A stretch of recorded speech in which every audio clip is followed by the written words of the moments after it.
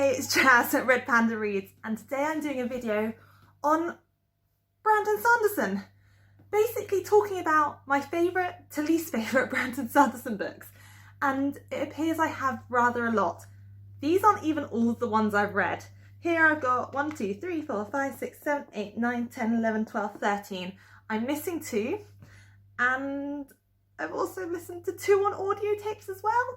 So that is a lot of Brandon Sanderson books I've read over the last 3 years. So I feel I should give you a quick idea of which are my favourites, which are my least favourites, though I did really enjoy them all. And also give you an idea, if you do want to start with Brandon Sanderson, what each book, kind of the style of book, and where you should start. Okay, these need to go on the floor. Okay, no, it's gonna topple.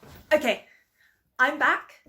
I am surrounded by Brandon Sanderson and I am ready to talk about Brandon Sanderson. So I'm going to talk about his books from my least favourite to his favourite, and I hope you enjoy.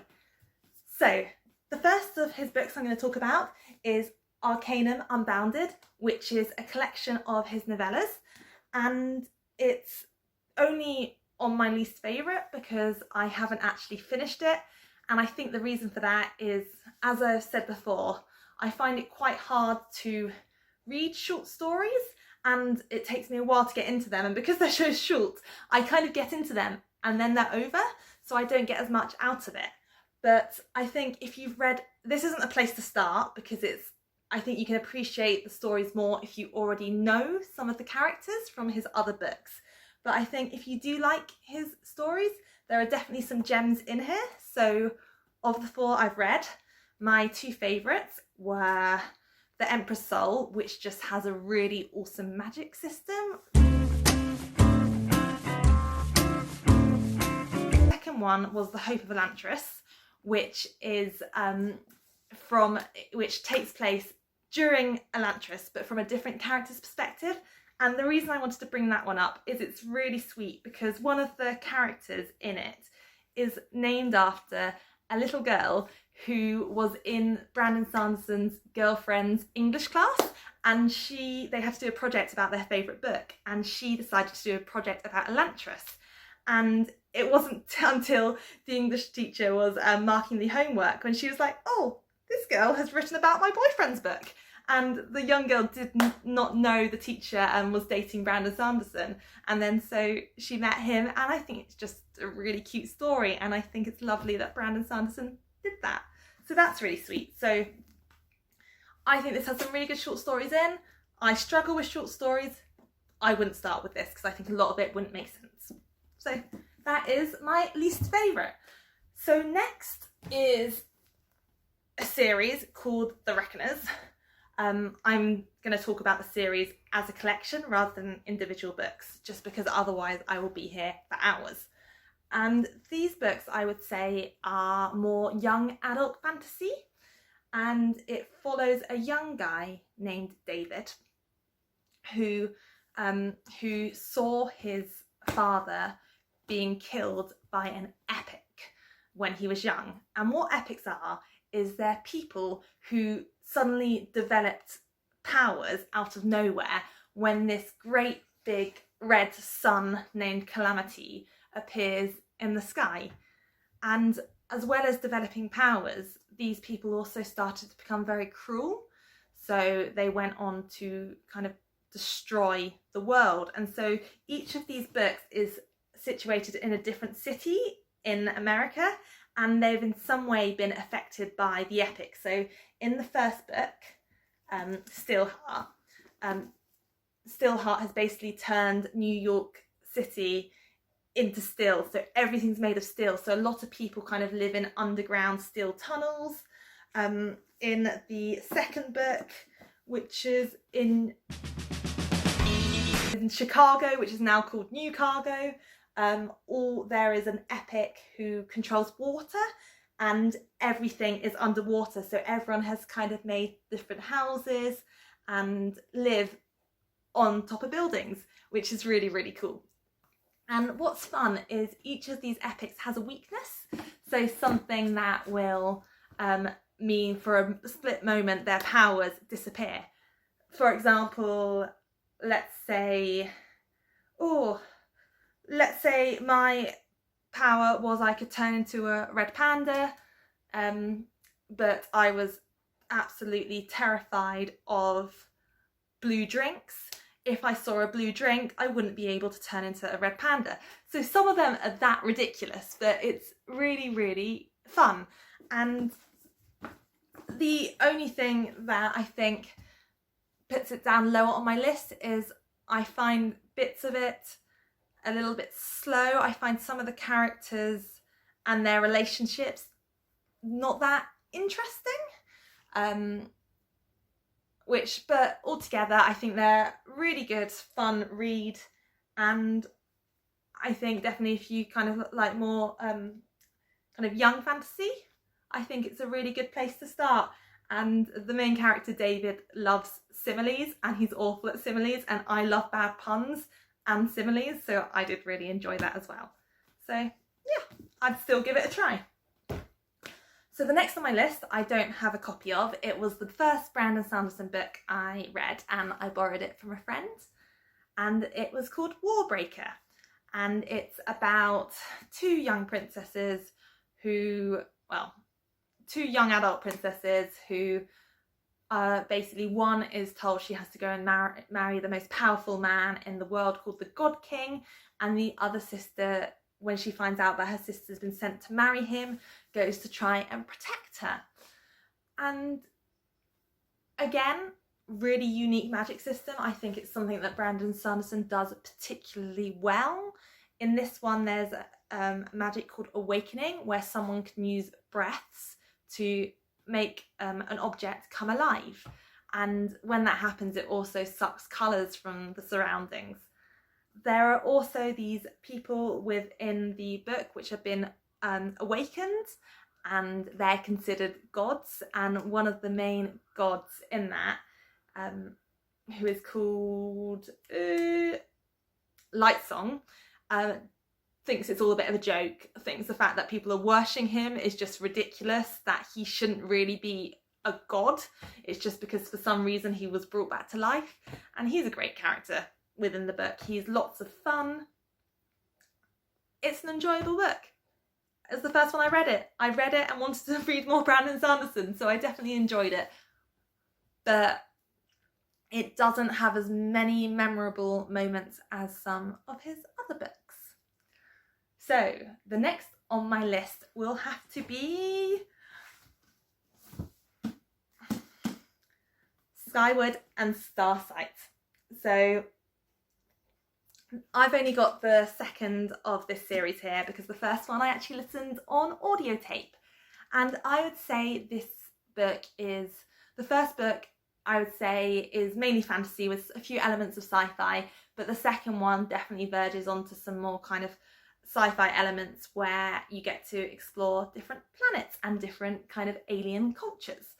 But the first, these books are basically about is there's a young girl called Spencer who for her whole life has dreamed of becoming a pilot, and she lives on a planet called the Detritus, and they believe they are the only humans left in the world, and they are constantly being attacked by what they call the Krell, and therefore it is the fighter pilot's job to protect Detritus from the Krell.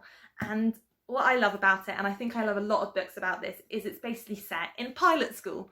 So she's going to her lessons every day, she has conflicts with her teachers, with her colleagues, they form bonds, they form friendships, and then of course something dramatic happens, which just kind of brings the whole book to a crescendo. And it's really, the first book was great, and there's a few characters in particular I love.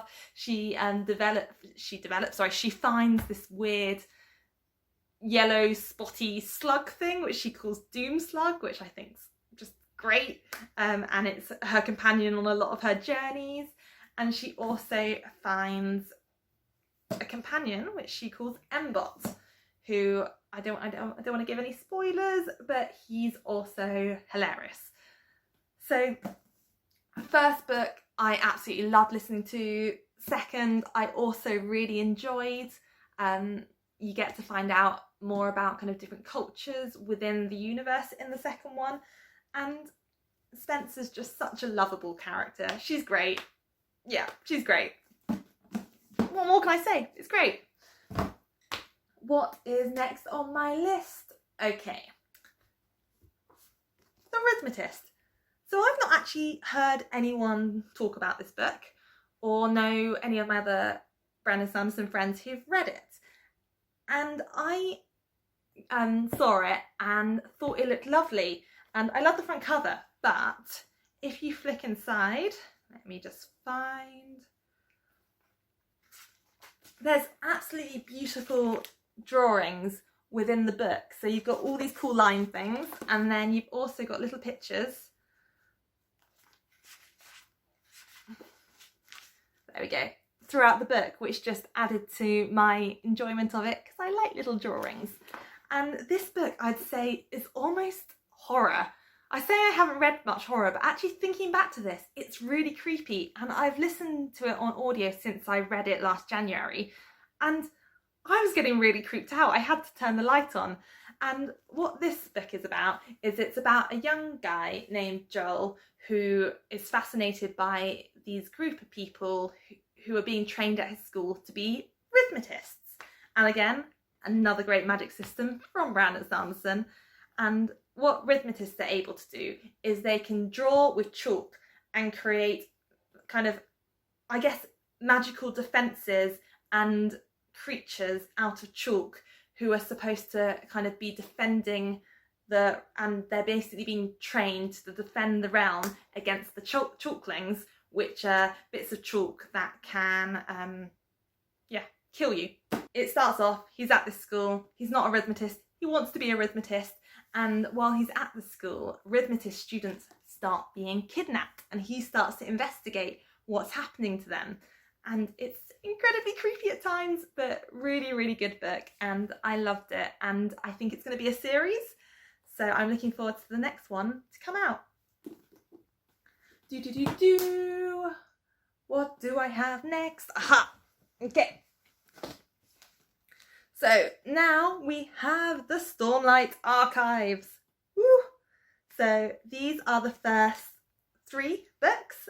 He split the first 2 into 2 books, which I actually really liked because it made it more manageable to read.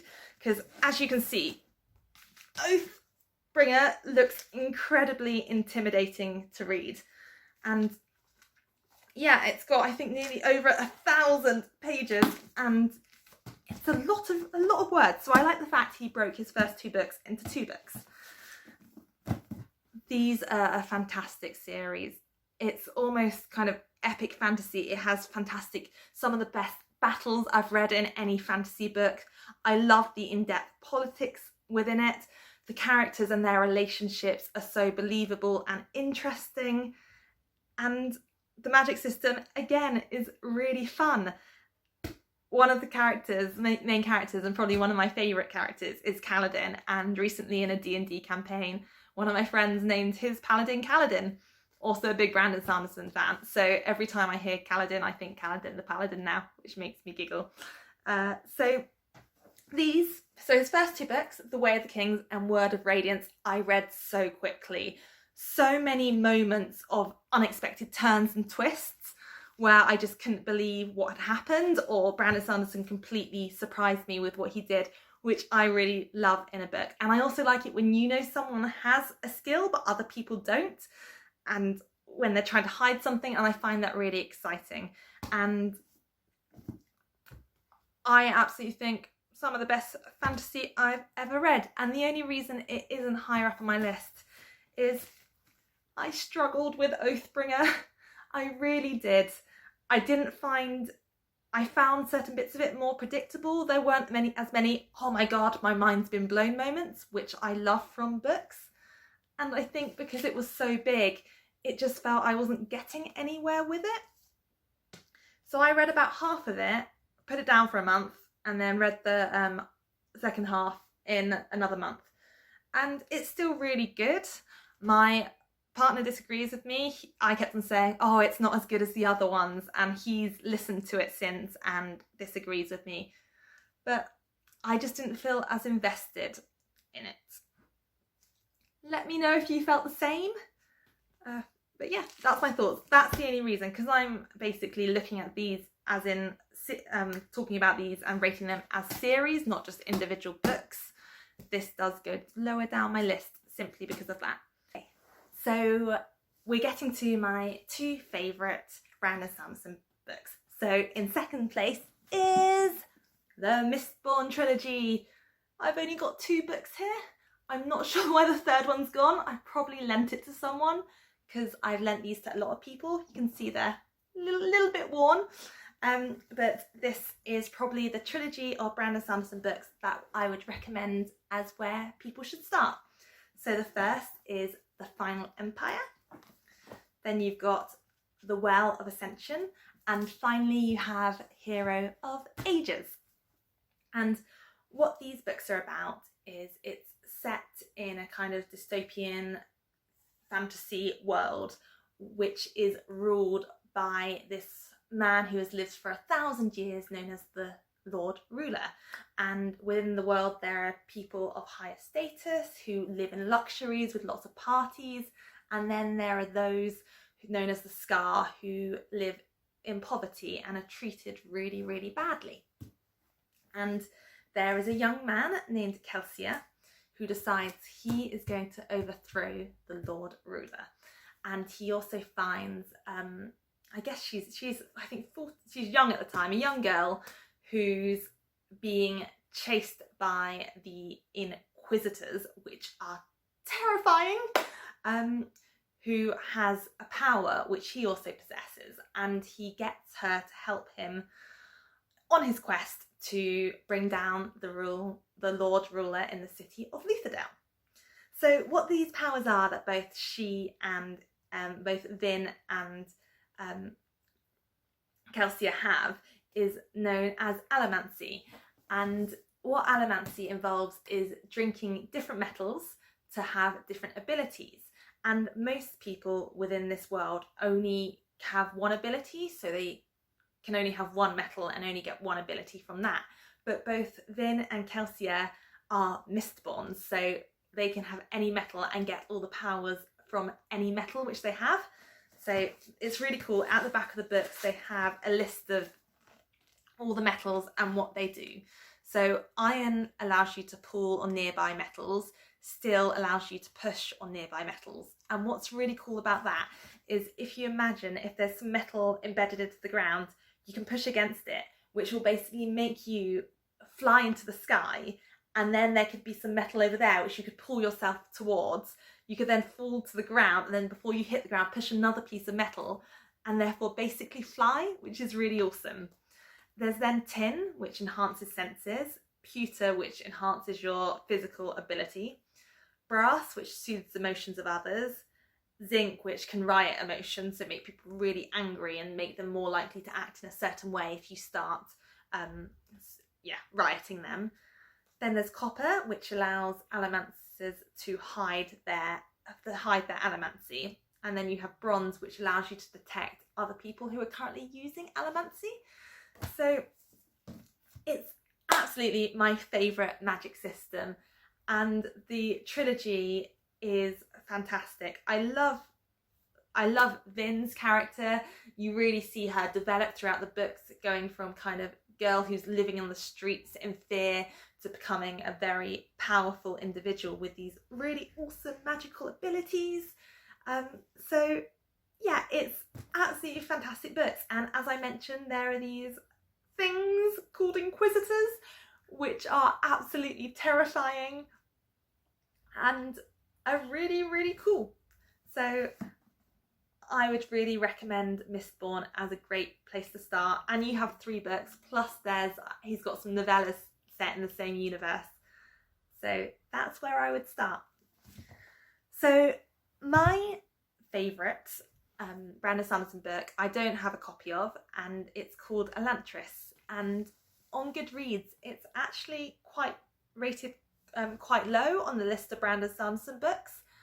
And it's still above 4, of course, but I'm really surprised. And it is his first book, and it's his first book he published, and you can really see, as I've read through his other books, that he really has developed in his writing style. However, I still think Elantris has some of the best characters and also some just wonderful lines within it. It's set in a kind of alternative fantasy world where there is something known as the Reod, which is a curse which came from the city of Elantris when it was destroyed. And people who develop the Reod kind of, they change in appearance, their skin goes all weird, and they get chucked into the city of Elantris because they are now considered to be cursed. And so what happens is one of the main characters, Bradon, wakes up in Aralon, which is where he lives and is the city which surrounds Elantris, and he is cursed, and he is a prince, and he gets put within the city. You then have another character called Serene, who is actually on her way to get married to Prince Raoden, and of course she arrives to find that he is, in the eyes of the law, now dead. It follows both those people, plus a really interesting character called Rathan, who is a high priest and is trying to convert everyone to his religion. Yeah, and it's basically the relationships between, it follows those three characters, and it is fantastic. Serene is such a fantastic woman protagonist. She's really, really strong. She's, in terms of her personality, she's resourceful, she's determined, and it's all the things I love to see for a lead. And I love that Brandon Sanderson does use a lot of lead female characters. And it's a fantastic book. And I think the last things I'm going to say about it is, firstly, the first line of it is captivating. I've written it down here. So it says, Prince Raoden of Aralon awoke early that morning, completely unaware that he had been damned for all eternity. How great is that line? Fantastic way to get into a book. I was absolutely hooked. The other thing I wanted to say, which is my only negative of the book, I'm going to pause myself there because when I initially filmed this, I don't think I did the next part justice. And what I wanted to talk to you about was how villains are often portrayed in literature and films. So in Elantris, one of the main bad guys is described as having a birthmark across his face, and that really is his defining feature. And you see throughout literature and throughout films that often people with facial differences are often cast or written to be the villain. And there's been studies that have shown that people often associate villains with those with scars, with just appearances that are different. And that's really stigmatizing for people who are living every day with facial differences. And there's a really wonderful charity called Changing Faces, which is a British-based charity which is basically works alongside to help and represent people who do have differences in their face, in their body, in their hands. A few years back, Changing Faces did a campaign called I Am Not a Villain, and to quote the website, what it says was, I am not a villain is urging the film industry to stop using scars, marks and burns as a shorthand for villainy. What I'm kind of trying to say is, I'm not having a go at Brandon Sanderson for making the decision that he did, but I think it's really important for both film and books to move on from using facial differences as a way to suggest someone is a villain. That's my only criticism of the book, but on the whole, I loved it. It's my #1 Brandon Sanderson book. I've read/listened to it so many times, and so that's it. I'm still surrounded by Brandon Sanderson. There's still more of his books to read, and I hope you found this interesting. And if you want to start reading Brandon Sanderson, have a kind of better idea of kind of where to start. I've gone through the books very quickly because I didn't want the video to be too long, but if you've got more questions about them, I'm more than happy to answer them. So